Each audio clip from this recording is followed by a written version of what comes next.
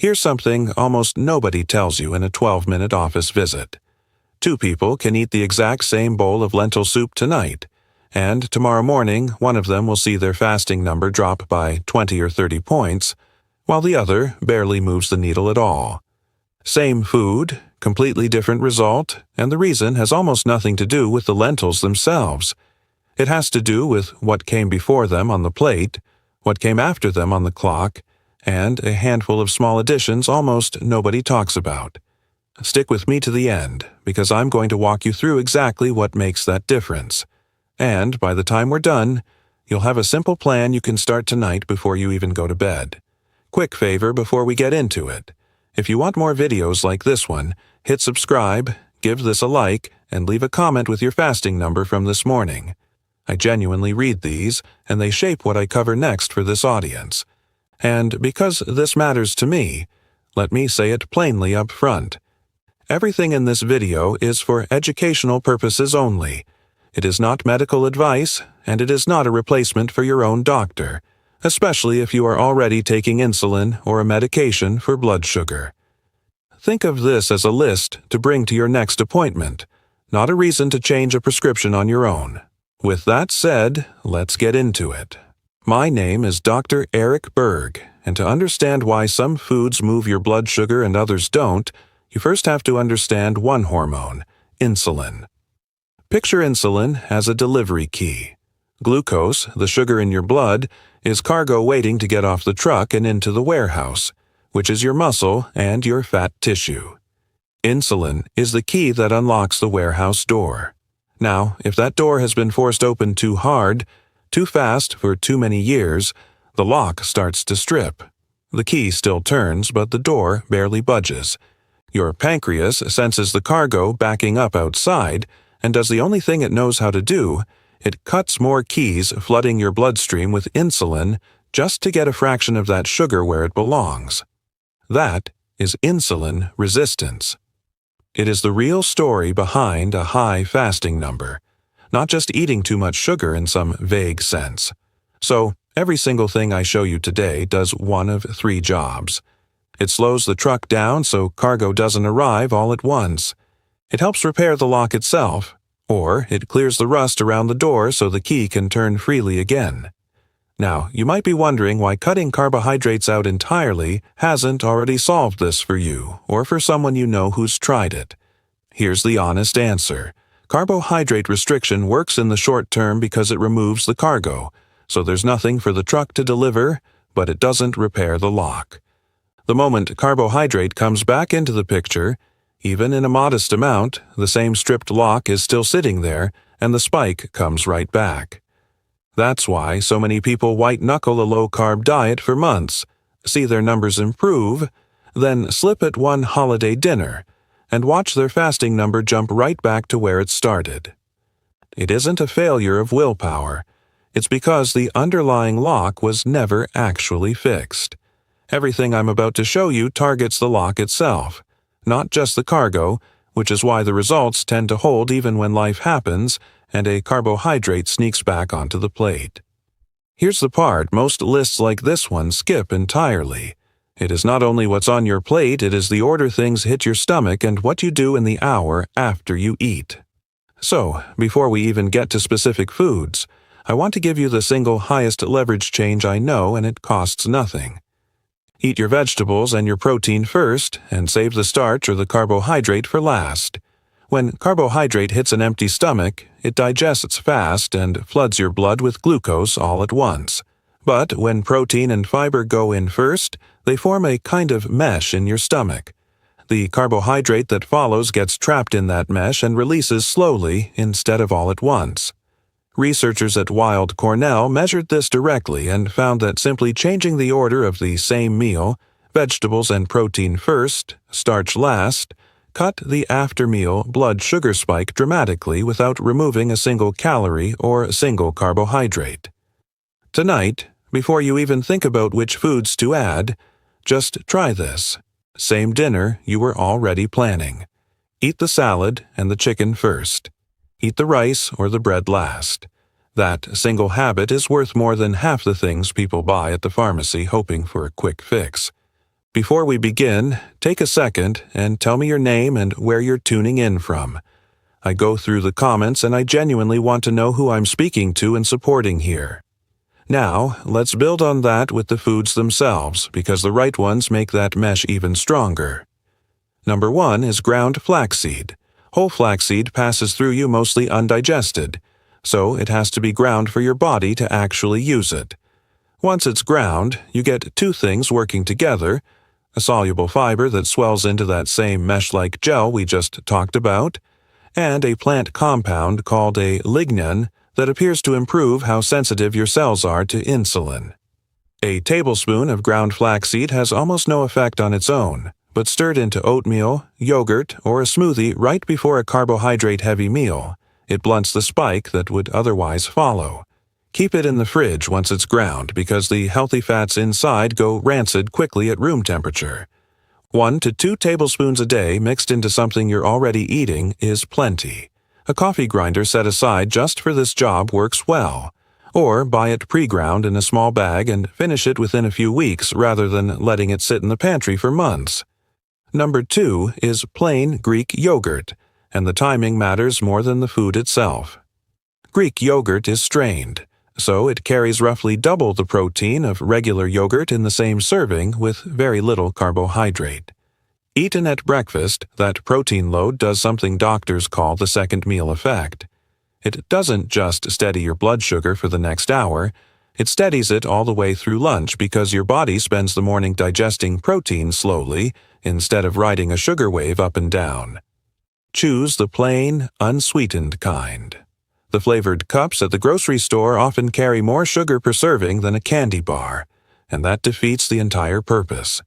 Half a cup to a full cup at breakfast with a small handful of berries for sweetness is a strong way to open the day. If the tartness of plain yogurt takes getting used to, a few drops of stevia or a sprinkle of cinnamon, which we'll get to in a moment, smooths it out without adding the sugar back in. If you're still here with me and finding this helpful, take a moment to type 2 in the comments. It lets me know you're watching and getting value from this. Number 3 is berries, and I mean them specifically as a swap, not an addition. If you already eat fruit in the morning, this is one of the easiest changes on this whole list. Swap a banana or a cup of grapes for a half cup of blueberries, blackberries, or raspberries. Berries carry roughly a third of the sugar load of most other fruit, but they're rich in compounds called anthocyanins, the same pigments that give them their color. And these compounds have been shown to improve how efficiently your muscle cells pull glucose out of the blood. You are not giving up fruit. You are choosing the fruit that works with you instead of against you. Frozen berries work just as well as fresh and tend to be far cheaper year-round, so don't feel like this one requires a trip to a specialty store. Number 4 is barley, and this is the swap I give patients who feel like they could never give up rice or potatoes. Barley contains a soluble fiber called beta-glucan and gram for gram. It carries more of it than oats. That fiber forms a thick gel in your gut that slows carbohydrate absorption dramatically, and a number of clinical studies have shown that replacing white rice or potato with barley at a single meal lowers the blood sugar response to that meal by a meaningful margin, sometimes by close to a third.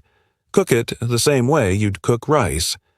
It has a chewy, nutty texture that holds up well in a soup, a side dish, or even a cold salad with some olive oil and lemon. If you've never cooked it before, look for the quick cooking or pearled variety at the store.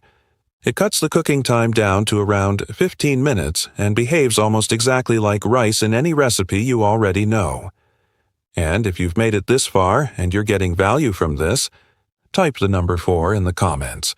It's a simple way to let me know you're here and following along. Number 5 is pumpkin seeds, and this one surprises people because they expect a vegetable, not a seed. Pumpkin seeds are one of the richest food sources of magnesium you can buy at a regular grocery store, and magnesium is not optional here. It is a required mineral for the insulin receptor to function at all. Years of research have linked low magnesium levels directly to worsening insulin resistance, and a great many older adults are quietly low in it without ever being tested. A small handful, about a quarter cup raw or dry roasted, a few times a week covers a meaningful share of what your body needs. Sprinkle them on a salad, on soup, or eat them on their own as a snack instead of crackers. If you take a blood pressure medication as well, this is a particularly good one to ask your doctor about since magnesium tends to support healthy blood pressure right alongside its role in insulin sensitivity. Number 6 is apple cider vinegar. And I'll keep this one short because you may have already heard of it, but I want to give you the specific situation where it earns its keep. The active ingredient is acetic acid, and it slows your stomach from emptying while helping your muscles pull glucose out of your blood for fuel. Where this becomes genuinely useful is at the meal you can't fully control, the holiday dinner, the restaurant order, the slice of cake at a birthday party. 1 tablespoon, always diluted in a full glass of water, 15 minutes before that meal takes the edge off a spike you know is coming. Never drink it undiluted. The acid is hard on your teeth and your throat, and if you're already on a blood sugar medication, mention this to your doctor first because the two together can drop your sugar lower and faster than either one alone. A straw can help protect your enamel if you find yourself using this one regularly. If this is the kind of information nobody ever told you before, hit subscribe right now because there is a lot more where that came from. And trust me, what comes next you need to hear. Number 7 is True Ceylon cinnamon, not the cassia cinnamon most stores stock by default. Cassia carries a compound that's hard on the liver in large daily amounts, while Ceylon, sometimes labeled True Cinnamon, is gentler and safer for daily use. The polyphenols in cinnamon behave a little like insulin themselves, helping your receptors grip glucose more tightly. A quarter teaspoon stirred into coffee, oatmeal, or a smoothie paired with a carbohydrate meal is exactly when you want those receptors working hardest. Before we get to the last 3, and these last 3 are honestly the ones I think get overlooked the most, let me ask you something in the comments. Of everything so far, which one feels the most doable for you this week? The eating order, the walk, or the bedtime snack? I read these and I genuinely used them to decide what to cover next. All right, let's finish the list. Number 8, and this is the one I wish more people knew, is the 10-minute walk after you eat. Not before, after.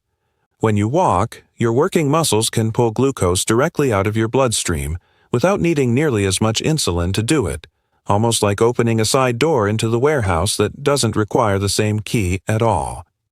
Research presented through diabetes prevention programs has found that a short walk in the half hour after a meal lowers the blood sugar spike from that meal more effectively than a longer walk taken at some other point in the day. You don't need a gym, you don't need special shoes. 10 minutes around the block or even pacing your kitchen and living room while you tidy up, done consistently after your biggest meal of the day, is one of the most powerful tools on this entire list, and it's completely free. If walking outside isn't an option for you because of weather, joints, or mobility, even standing and doing light chores instead of sitting down right after eating captures part of the same benefit since it's the muscle activity itself that pulls the glucose out of your blood. Number 9, and this is the one almost nobody addresses in these videos, is a small protein snack before bed. A great many of you have told me the same strange thing, that your highest reading of the entire day shows up first thing in the morning before you've eaten a single bite. Part of what's happening overnight is your liver releasing stored sugar while you sleep, and an empty stomach overnight can actually push that release higher in someone whose insulin resistance is more advanced. A small amount of slow protein before bed, a half cup of plain cottage cheese, or a hard-boiled egg, gives your body something steady to draw on through the night instead of leaning so hard on that liver release. This isn't a fix for everyone. Livers behave differently from person to person, but it's worth testing for a week with your own glucose meter and seeing what your morning number does. Keep the portion small. This is meant to be a steadying snack, not a second dinner, and pairing it with a few of those pumpkin seeds we just talked about is an easy way to combine 2 of these strategies into one bedtime habit. Number 10 is the one that ties every single thing on this list together, and it's simply this. Stack them. None of these 9 changes need to happen all at once, and none of them need to be permanent overnight. Add 1 a week, the order: first, then flaxseed, then the post-meal walk, then the bedtime snack. By the time you've layered in 3 or 4 of these, you're not fighting your blood sugar anymore. You're working with a body that's finally getting the support it needed all along. Most of the patients I've watched succeed long-term didn't do it by overhauling everything in one weekend. They picked the single easiest change, lived with it until it felt automatic, usually about a week or 2, and then added the next one on top of it. That slow stacking is exactly why the results tend to stick instead of fading after a month, the way a lot of crash diets do. If someone in your life is fighting their numbers too, a parent, a sibling, a friend at church, send them this video. This is the kind of thing nobody sits people down and actually explains. Let me tell you about a patient I'll call Harold. 68 years old, retired from 30 years of driving a delivery route, and his fasting numbers had been creeping up for 3 years straight, sitting around 165 by the time he came to see me. He was proud, and he didn't want to add a second medication if he didn't have to, partly because he'd watched his own brother end up on 4 different prescriptions over the years, and felt like he was watching his future play out in front of him. We didn't touch his medication that first visit. We changed his breakfast to Greek yogurt and berries instead of his usual toast and jam. We had him eat his vegetables first at dinner and his potatoes last. We added a 10-minute walk after that same dinner, which he ended up doing with his dog every night, rain or shine, because the dog made sure he didn't skip it. We swapped his white rice for barley twice a week, and we gave him a hard-boiled egg before bed on the nights his number had run high that morning. Within 10 days, his fasting numbers had dropped into the 130s. Within 4 months, working closely with his own physician, his doctor was able to lower his existing medication dose, not add to it. A year later, at his routine checkup, his numbers were still holding steady. Harold didn't starve himself for a single day. He ate more food, just food that was finally working with his body instead of against it. Here's why all of this works together instead of in isolation. The eating order and the fiber-rich foods slow the truck down so the cargo never arrives all at once. The post-meal walk opens a side door that doesn't even need the key. The magnesium and the polyphenols in cinnamon help repair the lock itself, so the insulin you already have starts working harder for you. Do this meal after meal, day after day, and the door that stopped opening on the first knock slowly starts opening again on its own. Now, before I give you tonight's plan, I want to draw one clear line, because this matters. If you are on insulin or an older class of blood sugar medication called a sulfonylurea, these changes can lower your sugar quickly enough that your current dose becomes too strong, and that can drop you into a low blood sugar episode, which is genuinely dangerous. Make these changes with your doctor watching your numbers alongside you, and let your doctor walk your medication dose down as your body improves. Please don't stop or adjust any prescription on your own. Bring this list to your next appointment instead, and ask what fits for you specifically. The goal here was never to replace your doctor. It was to give you something useful to bring into that conversation so the two of you can decide together what makes sense for your particular situation. So, here's what to actually do tonight. 5 simple steps. 1. At your very next meal, eat the vegetables and the protein first, and save the starch for last, even if it's the exact same plate of food you were already planning. 2. Tomorrow morning, swap your usual breakfast for plain Greek yogurt with a half cup of berries on top. 3. After your largest meal of the day, take a 10-minute walk, even if it's just around your own block. 4. Buy true Ceylon cinnamon, not cassia, and start with a 1/4 teaspoon a day in your coffee or oatmeal. 5. If your mornings have been running high, try a small protein snack before bed for 1 week and watch what your fasting number does. You are not removing the meals you love. You are simply adding the pieces that were missing, one small change at a time until your body starts doing the heavy lifting on its own again. Now, Everything we covered today works because of what's actually on your plate, but a good number of you eat foods every single day that are marketed as healthy, and they are quietly working against everything we just talked about. I made a video that walks through the 5 so-called health foods that are secretly spiking blood sugar the most, and most people have at least 2 of them in their kitchen right now. I'll put it right here on the screen. Go watch that one next, and I'll see you there.